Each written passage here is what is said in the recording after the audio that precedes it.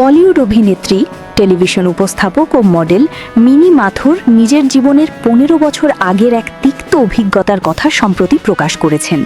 সৌন্দর্য ধরে রাখার জন্য নয়, বরং একটি শোয়ের শুটিংয়ের প্রয়োজনেই তখন কপালে বোটক্স করিয়েছিলেন তিনি।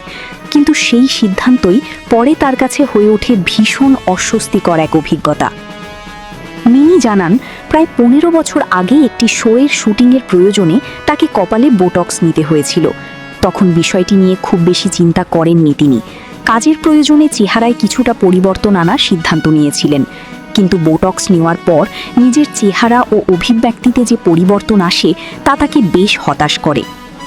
তার কথায়, মুখের স্বাভাবিক অভিব্যক্তি হারিয়ে যাওয়াটা তার জন্য ছিল সবচেয়ে অস্বস্তিকর বিষয়। বিশেষ করে ক্যামেরার সামনে কাজ করার সময় মুখের অভিব্যক্তি একজন অভিনেতা বা উপস্থাপকের জন্য অত্যন্ত গুরুত্বপূর্ণ।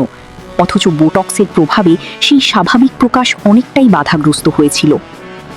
মিনি মাথুর মনে করেন, ওই সময় আরও ভেবেচিন্তে সিদ্ধান্ত নেওয়া উচিত ছিল। বর্তমানে পেছনে ফিরে তাকালে তিনি সেই ঘটনাকে নিজের জীবনের সবচেয়ে বাজে সিদ্ধান্তগুলোর একটি বলে মনে করেন। তবে এই অভিজ্ঞতা তাকে একটি গুরুত্বপূর্ণ শিক্ষা দিয়েছে বলেও জানান মিনি।